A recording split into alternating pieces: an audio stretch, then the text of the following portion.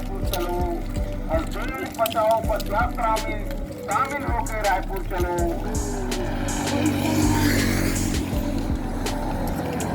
जिंदाबाद। हमारे साथ बहुत बड़ा धोखा कर रही है सरकार और कंपनी मिल करके, हमारा जो जगह ज़मीन है उसको छीना जा रहा है। पदयात्रा शुरू हुई है 4 अक्टूबर से, मदनपुर से ही शुरू हुई, जहाँ पे राहुल गांधी ने आके चौपाल लगा के वहाँ पे हसदेव के जो 20-30 गांव के लोग थे उनको आके उनके संघर्ष में उनका समर्थन किया था। नमस्कार, मैं हूं मनीष। हसदेव बचाओ आंदोलन का ये 8वां दिन है। ये जो पदयात्रा आप देख रहे हैं मेरे पीछे, इस पदयात्रा का आज 8वां दिन है। ये उदयपुर से निकले हैं, उदयपुर के फतेहपुर से, और ये रायपुर जा रहे हैं। रायपुर में मुख्यमंत्री से इनकी मुलाकात होगी। किस तरीके की मांग है इनकी, हम इसके बारे में छत्तीसगढ़ बचाओ आंदोलन के प्रमुख हैं, हम उनसे बात करेंगे। आलोक शुक्ला जी हैं। लगातार पिछले साल भी कोविड से पहले भी आप लोग का आंदोलन जारी रहा। ग्राम सभाओं का लगातार जिस तरीके से इन्होंने एक तरीके से अनदेखी किया है, उसको लेकर आप लोग का आंदोलन जारी रहा, और आज ये पद यात्रा। क्या लगता है कि मांगें आपकी सुनी जाएंगी? देखिए, निश्चित तौर पे लोकतांत्रिक देश में लोकतांत्रिक तरीके से आंदोलन ही एक तरीका है अपनी बातों को रखने के लिए। जो सरकार जिनको जनता के साथ खड़े होना चाहिए था, लोगों के संवैधानिक अधिकारों की, लोकतांत्रिक अधिकारों की रक्षा करनी चाहिए थी, वो सरकारें आज कॉरपोरेट के साथ खड़ी हुई हैं, और इसीलिए हम इस आंदोलन के लिए बाध्य हैं।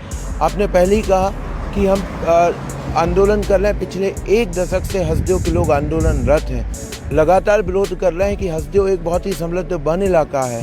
ये पूरे छत्तीसगढ़ के मध्य भारत के लिए महत्वपूर्ण, ये बांगोबान का कैचमेंट है। ये आदिवासियों की आजीविका, संस्कृति, उनका अस्तित्व का इलाका है, और इसको बचाने के लिए कई बार दर्जनों बार ग्राम सभाओं ने विरोध प्रस्ताव किए हैं। बावजूद उसके आपने उसको दरकिनार किया। यहाँ तक कि ग्राम सभाओं के विरोध को देखते हुए आपने कोल बेलिंग एक्ट 1957 के तहत बिना ग्राम सभा सहमति के भूमि अधिग्रहण किया। आपने वन स्वीकृति के लिए आपने फर्जी प्रस्ताव करके परसा कोल ब्लॉक की आपने शामिल कर ली। 2019 में लगातार 75 दिनों तक ढलने पर बैठने के बाद, मुख्यमंत्री को ज्ञापन सौंपने के बाद आपने कोई संज्ञान नहीं लिया।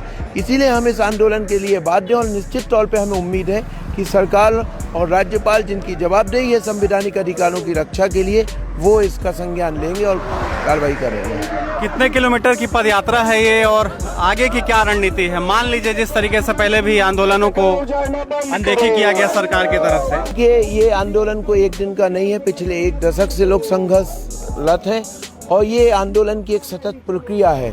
हमारा एक उद्देश्य है कि किसी भी कीमत पे हसदेव में कोई भी नई कोयला खदान नहीं खुलनी चाहिए।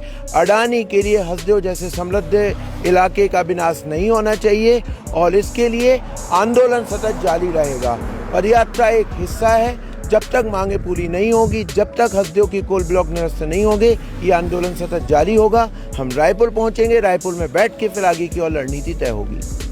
मैं आपको बता दूं कि ये इस सप्ताह पूरे छत्तीसगढ़ में पद यात्रा का सप्ताह रहा है। बस्तर और सरगुजा इलाके से करीब 300-350 लोग लगातार 300-350 किलोमीटर चलकर मुख्यमंत्री और राज्यपाल से इस बात की मांग करने आ रहे हैं कि उनकी इस पर्यावरण को बचाया जाए, उनकी संस्कृति को बचाया जाए। और इसी क्रम में ये उदयपुर के फतेहपुर से, यानी सरगुजा जिले से जो लोग जा रहे हैं, ये आदिवासी ग्रामीण भाई बहन जो लोग हैं, ये मुख्यमंत्री बघेल जी से मुलाकात करने जा रहे हैं और अपनी मांग रखने जा रहे हैं कि अडानी से के आतंक से इनको मुक्ति दिलाया जाए। कह सकते हैं। बिल्कुल बिल्कुल।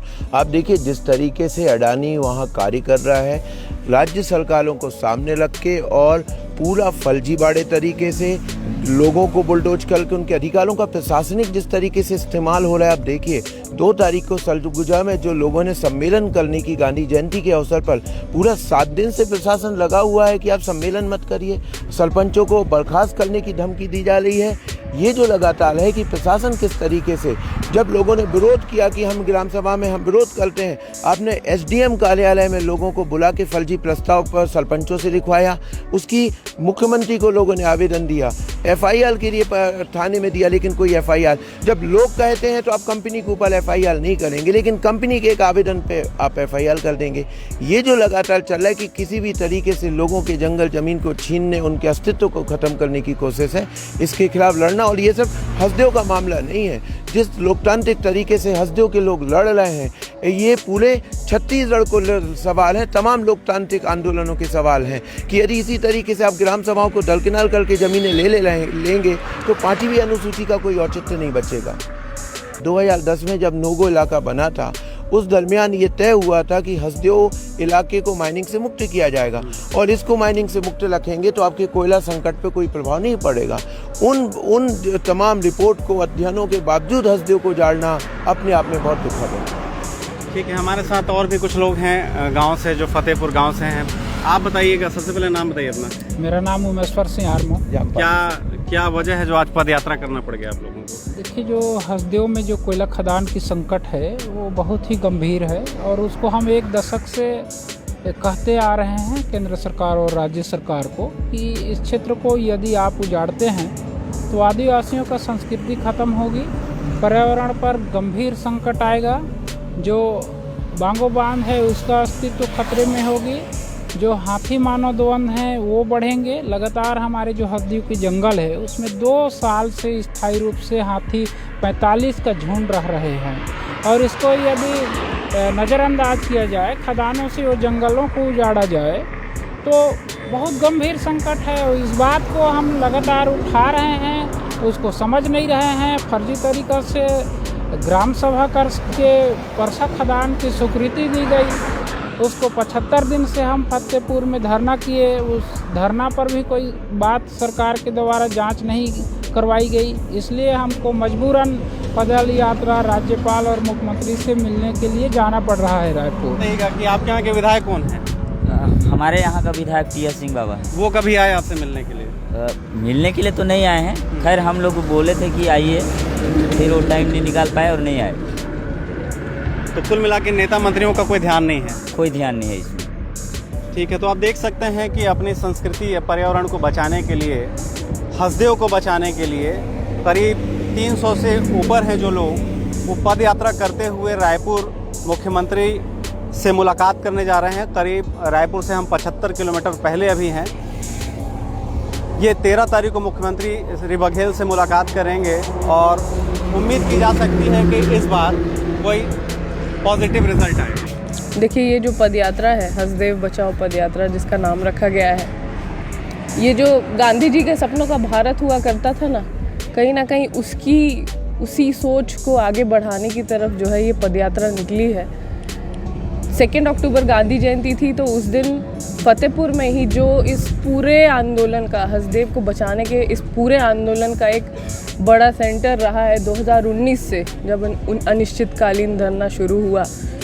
तो हसदेव में आवंटित जो कोयला खदानें हैं, खास करके परसा, केते एक्सटेंशन, पतुड़िया, गिदमुड़ी, मदनपुर, इन सारी जो परियोजनाएं हैं, इनके लिए जो स्वीकृति, वन स्वीकृति, पर्यावरण स्वीकृति, इनसे ये जो सारी प्रक्रियाएं बहुत तेज़ी से चल रही हैं। इसके अलावा परसा का जो भूमि अधिग्रहण है वो कोल बेयरिंग एक्ट से हुआ था, जिसका लगातार वहाँ पे लोगों ने विरोध किया है। जितने एवेन्यूज़ हैं जहाँ पे लिखा जा सकता है, कोल कंट्रोलर से लेके सारे लोगों को इसकी लिखित आपत्तियाँ लोगों ने दी है, लेकिन इसके बावजूद भी आज तक उस पर कोई संज्ञान या फिर कुछ भी नहीं हुआ है। दूसरा, बैक टू बैक हसदेव में जितनी भी खदानें आवंटित हैं उसको कोल बियरिंग से ही एक्वायर करने का जो पूरा एक मामला चल पड़ा है ना, और ये पूरे छत्तीसगढ़ में चल रहा है, नॉट ओनली हसदेव में, पूरे छत्तीसगढ़ में। कोरबा में भी जो नई खदानें आ रही है इनफैक्ट SECL की, उसका भी कोल बियरिंग एक्ट से ही जो है अधिग्रहण चल रहा है, और वो साफ तौर पे ये कह दिया जाता है कि ग्राम सभा कंसेंट का उनको दरकार नहीं है। वो इसलिए नहीं है क्योंकि CBA कोल बियरिंग एक्ट 1957 में ग्राम सभा का कोई प्रावधान है ही नहीं कि उनको कंसेंट लेना पड़ेगा। लेकिन बात ये है इसमें कि कोल बियरिंग एक्ट भी एक सेंट्रल लॉ है, उसी तरह अनुसूचित क्षेत्रों के लिए पैसा कानून भी एक सेंट्रल लॉ है। तो ऐसा तो है नहीं कि एक लॉ का पालन होगा और दूसरे लॉ का पालन नहीं होगा, ऐसा तो नहीं हो सकता। 5th शेड्यूल एरिया के लिए पैसा के जो प्रावधान है वो कॉन्स्टिट्यूशनल मेजर्स में से निकल के आए हैं। तो अगर ग्राम सभा कंसेंट लिया नहीं गया है तो लोगों का ये कहना है कि ये जो भूमि अधिग्रहण की पूरी प्रक्रिया है ये अपने आप में इलीगल है, गैर कानूनी है और इसको निरस्त होना चाहिए। तो ये मुख्य मुद्दा है कि एक तो इतने कमिटमेंट्स रहे हैं, पॉलिटिकल कमिटमेंट्स रहे हैं हसदेव को बचाने के लिए। खुद कांग्रेस पार्टी की गवर्नमेंट का अपना कमिटमेंट रहा है इसको बचाने के लिए। जब राहुल गांधी खुद 2015 में मदनपुर में आके खड़े हुए, खुद इनका ही मंत्रालय ने 2010 में इसको नो गो एरिया घोषित किया था। खुद 2011 में जब परसा ईस्ट केतेबासन को जयराम रमेश ने स्पीकिंग ऑर्डर देकर स्वीकृति दी थी तो ये बोला था कि नहीं, इसमें एक कंडीशन ऐसा डाला जाएगा जो परसा ईस्ट केतेबासन की वन स्वीकृति में ऐसा एक कंडीशन है भी, कंडीशन नंबर 18, जिसमें लिखा है कि हसदेव का जो मेन एरिया है उसको कभी भी कोयला खदानों को उसको ओपन नहीं किया जाएगा। तो जब इतनी सारी चीज़ें, देन लेमरू के डिक्लेरेशन की बात हुई, लेमरू के एरिया को बढ़ाने की बात हुई कि उसको हम मैनी फोल्ड्स बढ़ा देंगे ताकि उस जगह को संरक्षित किया जा सके, क्योंकि वो एक नोटिफाइड कॉरिडोर नहीं है लेकिन हाथियों का प्रेजेंस वहाँ पे हमेशा से है। कब से ये पदयात्रा जो है शुरू हुआ था? ये पदयात्रा शुरू हुई है 4 अक्टूबर से, मदनपुर से ही शुरू हुई, जहाँ पे राहुल गांधी ने आके चौपाल लगा के वहाँ पे हसदेव के जो 20-30 गांव के लोग थे उनको आके उनके संघर्ष में उनका समर्थन किया था कि वहाँ से ही शुरू हुआ। देखिए, संख्या तो 300 के आसपास है जो लोग लगातार चल रहे हैं। डेली ऑन एन एवरेज लोग 30-35 किलोमीटर चल के अपने डेस्टिनेशन तक पहुँच रहे हैं।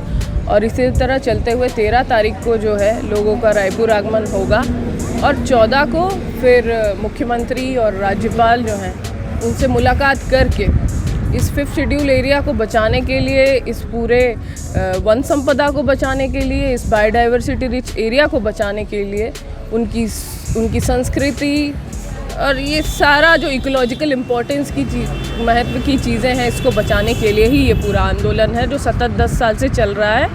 और ये पदयात्रा, ये मैं ये नहीं कहूँगी कि पदयात्रा कोई निर्णायक लड़ाई है, नहीं, हमें पता है कि हमें लड़ते रहना पड़ेगा और ये उसका एक बहुत बड़ा हिस्सा है, क्योंकि आज आदिवासी कम्युनिटी जो है नॉर्थ छत्तीसगढ़ से वो सड़कों पे उतर के आया है अपने संवैधानिक हकों और अधिकारों की रक्षा करने के लिए।